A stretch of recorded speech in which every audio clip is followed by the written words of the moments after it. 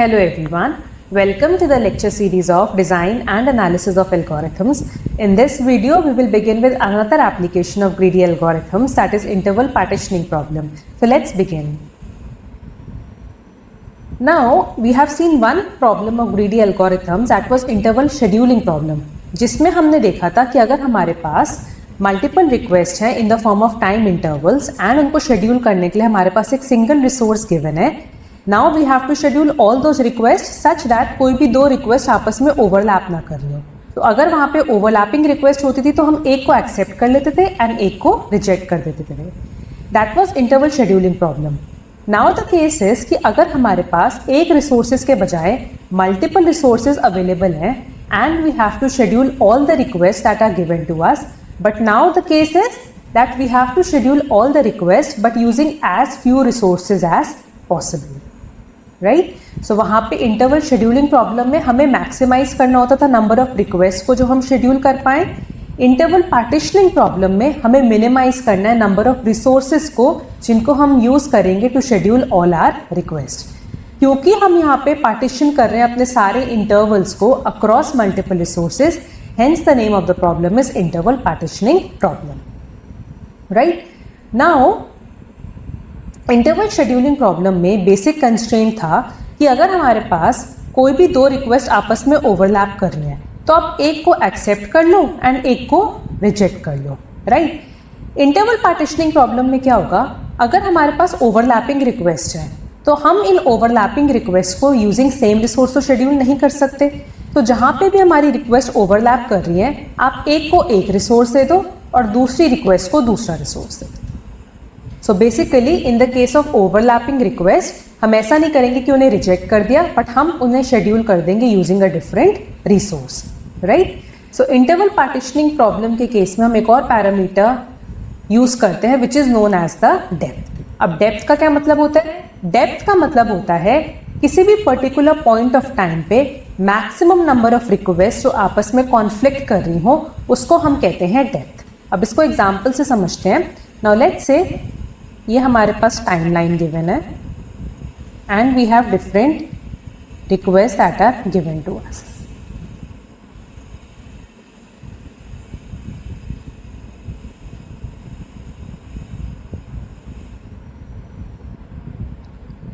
So these are the different requests that are given to us in the form of time intervals.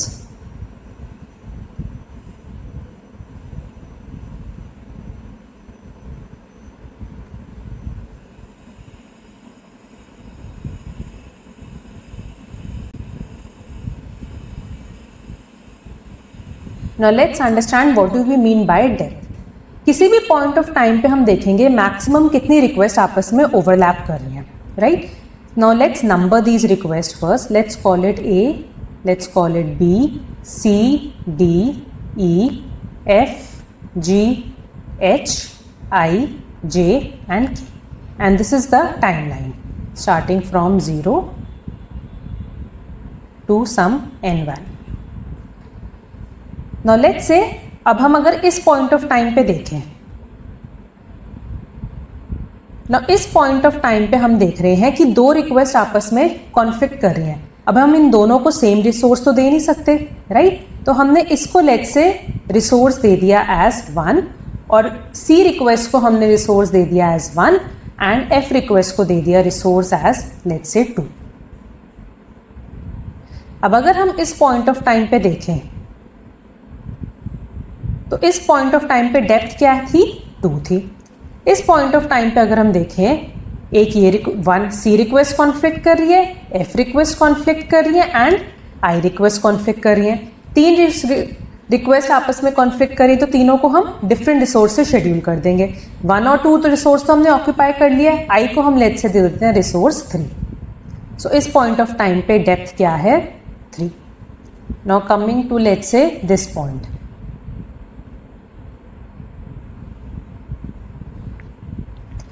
इस point of time पे हमारी कितनी request conflict करी है? 1, 2, 3 and 4. तो यानी कि इस पॉइंट ऑफ टाइम पे डेप्थ क्या है हमारी? 4. अब कैसे हम इन्हें रिसोर्स शेड्यूल करेंगे? अब हम देख सकते हैं कि जब हमारी ए रिक्वेस्ट जो है वो शुरू हुई उस टाइम तक सी रिक्वेस्ट जो है वो फिनिश हो चुकी है। दैट मीन्स अभी हमारे पास 1 रिसोर्स भी इन हैंड है। 2 रिक्वेस्ट एफ रिक्वेस्ट और डी रिक्वेस्ट आपस में कॉन्फ्लिक्ट कर रही हैं। एफ को हमने 2 रिसोर्स दे रखा है, that means 2 resources already occupied, तो डी को हम 2 रिक्वेस्ट नहीं दे सकते अभी। तो लेट्स से ए को हमने दे दिया 1 बिकॉज 1 इज फ्री। डी को लेट्स से अब डी रिक्वेस्ट जो है वो 2 के साथ भी 2 रिसोर्स वाली रिक्वेस्ट के साथ भी ओवरलैप कर रही है, 3 रिक्वेस्ट वाली रिसोर्स के साथ भी ओवरलैप कर रही है। That means we have to assign it a different resource. Let's assign it let's say resource 4 और ये तो एफ रिक्वेस्ट ही है एंड ये तो आई रिक्वेस्ट ही है। Coming to this point, let's say this point, इस पॉइंट पे अगेन हमारी कितनी रिक्वेस्ट कॉन्फ्लिक्ट कर रही हैं आपस में? 3 रिक्वेस्ट कॉन्फ्लिक्ट कर रही हैं। सो डेप्थ क्या हो गई यहाँ पे? 3 हो गई। अब 1 रिसोर्स तो ऑलरेडी ऑक्यूपाइड है, अब हमारे पास 2 रिसोर्स भी वेकेंट हो चुका है, एफ रिक्वेस्ट फिनिश हो चुकी है, आई के लिए 3rd रिसोर्स था वो भी वेकेंट हो चुका है एंड 4th रिसोर्स भी वेकेंट हो चुका है। सो 2, 3, 4 हम तीनों में से कोई भी ऑन को शेड्यूल कर सकते हैं। तो जी को लेट्स से मैंने दे दिया 2 एंड जे को मैंने दे दिया let's say 3। Now coming to this point, इस पॉइंट ऑफ टाइम पे 2 रिक्वेस्ट ही कॉन्फ्लिक्ट कर रही हैं, तो डेप्थ क्या हो गई? 2 हो गई। ई के लिए हमारे पास 1 रिसोर्स हम नहीं दे सकते because it is already in conflict with this. Then 2 भी नहीं हम दे सकते, it is already in conflict with this. 3 भी नहीं दे सकते, it is in conflict with this. So let's assign it 4। Now coming to here, again 3 request are conflicting, depth is 3। B को हमने अब हमारे पास 1 भी वेकेंट है इस पॉइंट ऑफ टाइम तक, हमारे पास 2 भी वेकेंट है, 2 हमने जी को असाइन किया था, जी इज ऑलरेडी फिनिश्ड, तो 2 भी वेकेंट है, 3 भी हमारे पास वेकेंट है एंड हमारे पास एच इससे थोड़ा पहले शुरू हो रही है।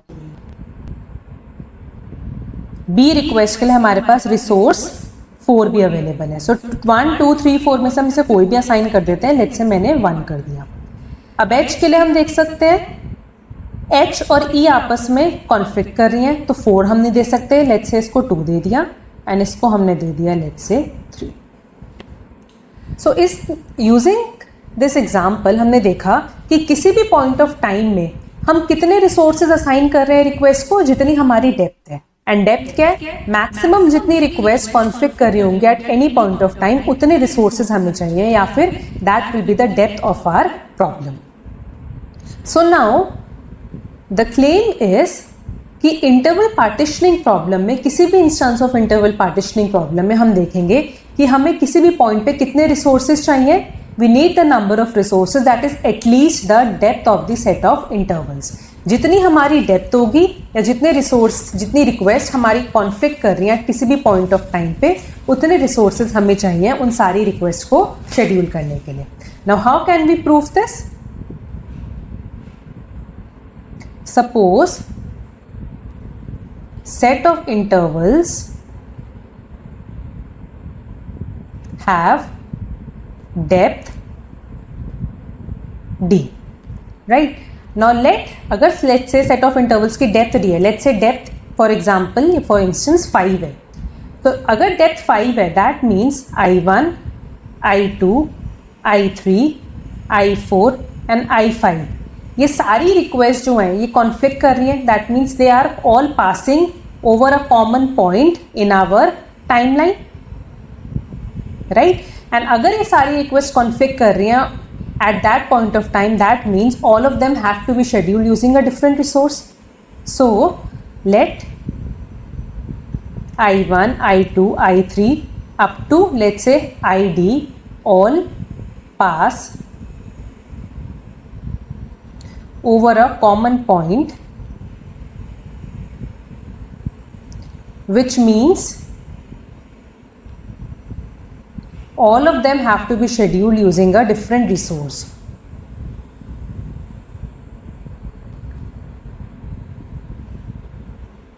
Have to be scheduled using different resource. Hence, we need at least D resources. We need at least D resources to schedule all our intervals or all our requests. Now coming to the algorithm part, the algorithm says कि अगर हमें सारे intervals को schedule करना है using the number of resources equal to depth, so the greedy strategy जो हम use करेंगे to schedule all our request is based on the earliest start time. आप जितने भी इंटरवल्स हैं उन्हें सॉर्ट कर लो on the basis of their start time and एक एक करके हम सारी रिक्वेस्ट को रिसोर्स असाइन करना स्टार्ट करेंगे. नाउ इट सेज कि डी जो है जो that is our depth, right.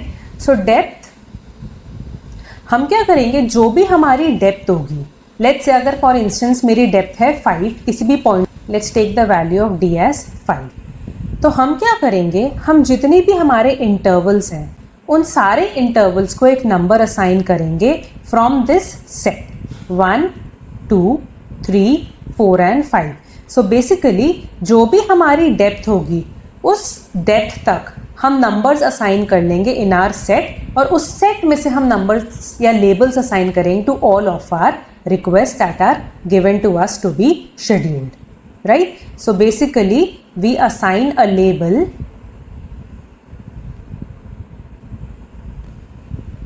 to each interval where the label comes from the set this.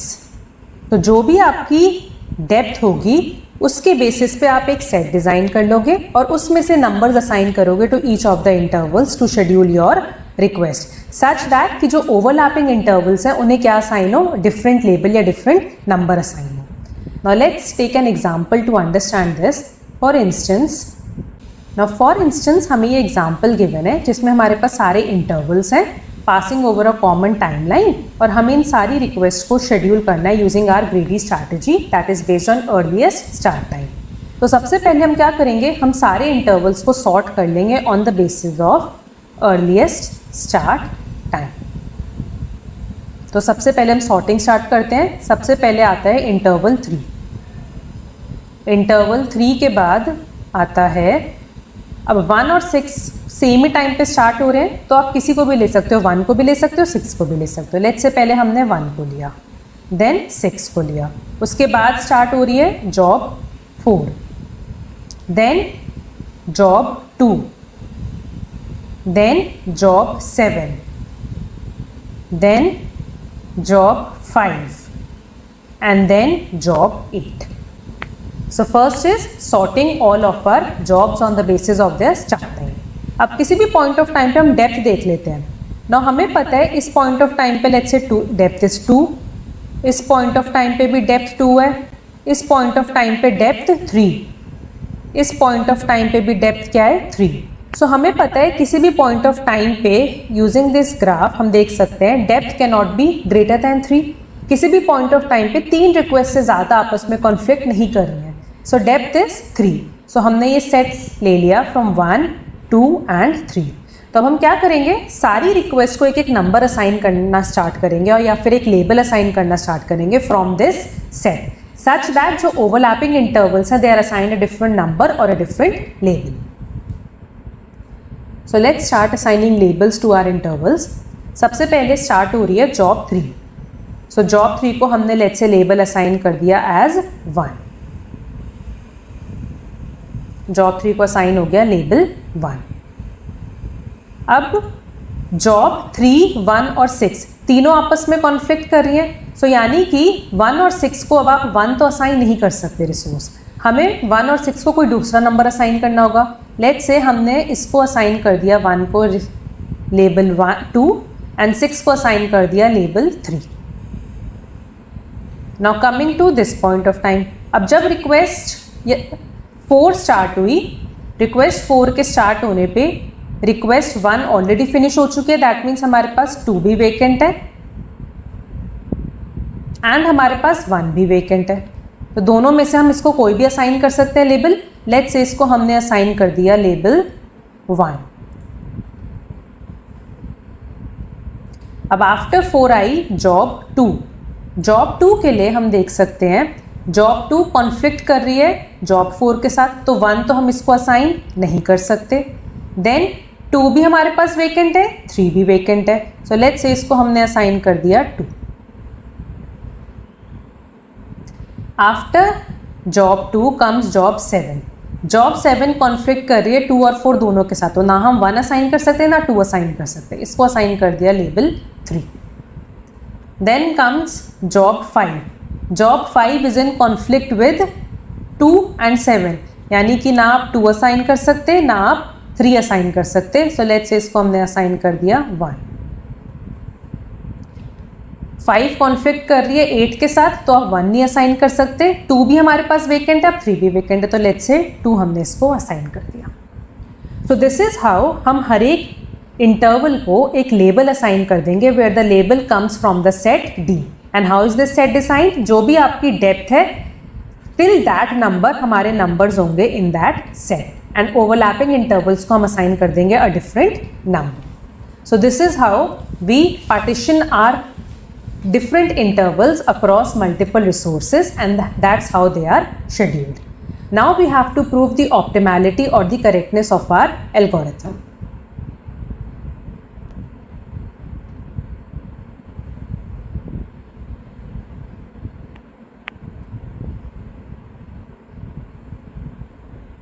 Now coming to the correctness of the algorithm, so the claim says कि greedy algorithm schedules all the intervals using the number of resources that are equal to the depth of the set of intervals.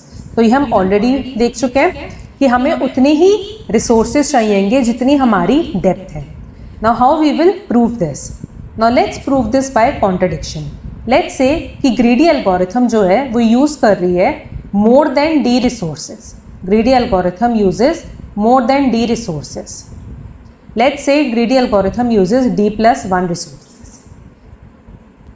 ठीक है, greedy algorithm depth से एक ज़्यादा resource जो है वो use कर रही है। So we are proving this using contradiction.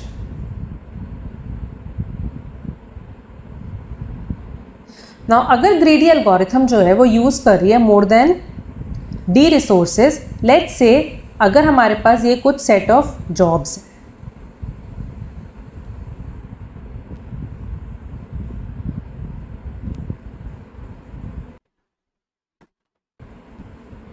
तो सबसे पहले तो हम जॉब्स को शेड्यूल करेंगे on the basis of their start time. ठीक है, नाउ लेट्स से जे हमारी फर्स्ट रिक्वेस्ट है जिसको हमने असाइन किया है resource d plus 1। Let this be the जेथ रिक्वेस्ट जिसको हमने असाइन किया है रिसोर्स d plus 1। अगर हमने इस जेथ रिक्वेस्ट को असाइन किया है रिसोर्स d plus 1, तो इसका क्या मतलब है कि जब ये रिक्वेस्ट जे जो है वो शुरू हुई, इसके साथ कुछ डी रिक्वेस्ट थी जो ऑलरेडी कॉन्फ्लिक्ट कर रही थी, तभी तो हमें सिर्फ d plus 1th resource assign करना पड़ा, राइट। सो लेट्स से ये हमारी कुछ रिक्वेस्ट है जो jth रिक्वेस्ट के साथ कॉन्फ्लिक्ट कर रही हैं। ठीक है, now since we are assigning on the basis of start time, that means जो भी ये रिक्वेस्ट है वो सारी रिक्वेस्ट जे के साथ कॉन्फ्लिक्ट कर रही हैं। सो दैट मीन्स जब jth रिक्वेस्ट हमारी स्टार्ट हुई including jth request, at least d plus 1 request जो है वो कॉन्फ्लिक्ट है कर रही हैं आपस में। अगर हम jth रिक्वेस्ट को d plus 1th resource assign कर रहे हैं, d plus 1th resource assign कर रहे हैं, दैट मीन्स d रिसोर्सेज जो है वो ऑलरेडी असाइन हो चुके हैं। अगर d रिसोर्सेज ऑलरेडी असाइन हो चुके हैं, दैट मीन्स किसी भी इस पॉइंट ऑफ टाइम पे including this jth request total they are d plus 1th request that are in conflict with each other. Now अगर हम कह रहे हैं कि d plus 1th रिक्वेस्ट आपस में कॉन्फ्लिक्ट कर रही हैं, देन आर अजम्पशन की जो हमारी डेप्थ d है वो तो इनकरेक्ट हो गई, right. So this contradicts our assumption की जो हमारी डेप्थ है that is greater than d और d plus 1। Hence greedy algorithm intervals को उतने ही रिसोर्सेज के साथ शेड्यूल करेगी जितनी आपकी डेप्थ है। सो this is what it says over here कि suppose greedy algorithm uses more than d resources, let's say d plus 1, and j be the first request that is assigned using the resource d plus 1, which is a possibility only when there are requests that start before J, they are in conflict with J. So that means जब jth request start हुई including J, there are at least d plus 1 requests जो आपस में conflict कर रही हैं, contradicting our assumption that depth is d. Hence greedy algorithm is optimal. Greedy algorithm is optimal using exactly d resources.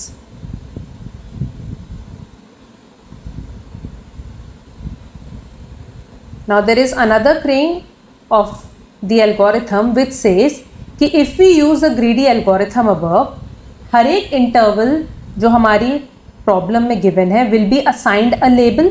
ये हमने देखा था, हर एक इंटरवल को एक लेबल असाइन करेंगे where the label comes from the set this and no two overlapping intervals will receive the same label.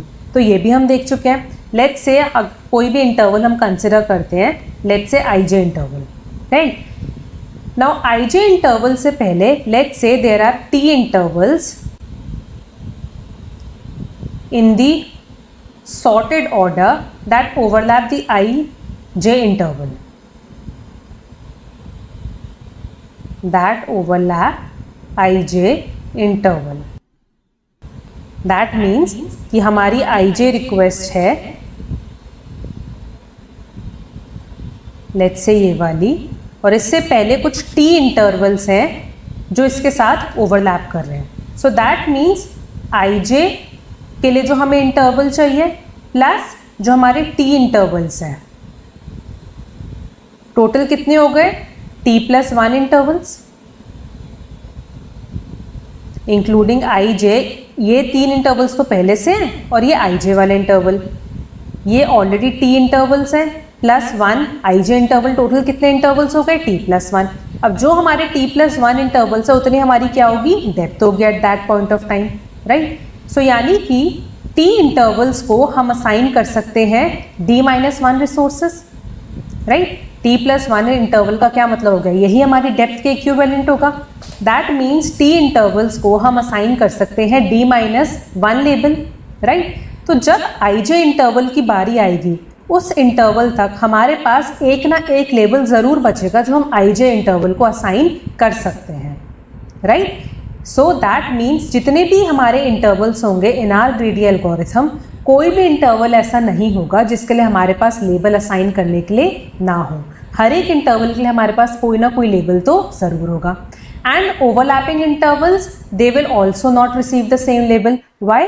क्योंकि जब हमने लेट्स से ये इंटरवल 1 है, ये इंटरवल 2 है, ये इंटरवल 3 है, जब हमने 1 और 2 आपस में कॉन्फ्लिक्ट कर रहे हैं, हमने 1 को कोई लेबल असाइन कर दिया लेट्स से L1. तो जब हमें इस 2 इंटरवल के लिए लेबल को कंसिडर करना है तो L1 तो हमारी कंसिडरेशन में ऑलरेडी है ही नहीं, राइट? सो क्योंकि हम L1 जो रिक्वेस्ट आपस में ओवरलैप कर रही हैं उनमें से जब हमें इंटरवल्स या लेबल्स असाइन करने होते हैं वो लेबल हम उसको कंसिडरेशन में लेते ही नहीं. सो दैट मीन्स सेम या overlapping intervals will never receive the same label. So this proves our claim 2 of our algorithm that every interval will be assigned a label and no two overlapping intervals will receive the same label. Now coming to the time complexity of the algorithm. Now we know कि हम पहले सारे intervals को sort कर रहे हैं on the basis of their start time. अब sorting के लिए हम कोई भी एल्गोरिथम यूज कर लेते हैं. Let's say if I am using heap sort, so the time complexity for sorting becomes order of log n log n. ये तो हो गया सॉर्टिंग के लिए. सॉर्टिंग के बाद हमें सिर्फ ये चेक करना है कि कौन कौन सी जो रिक्वेस्ट है उनको एक एक करके हमें लेबल असाइन करना है, राइट? कितनी रिक्वेस्ट है हमारे पास? n रिक्वेस्ट है. तो लेबल असाइन करने में हमें कितना टाइम लगेगा? ऑर्डर ऑफ n टाइम लगेगा. So the running out of these two, which value is higher? n log n. So the time complexity of this algorithm becomes n log n. So this is about the interval partitioning problem. If you like the video, then do like and share my video and subscribe my channel. Thank you.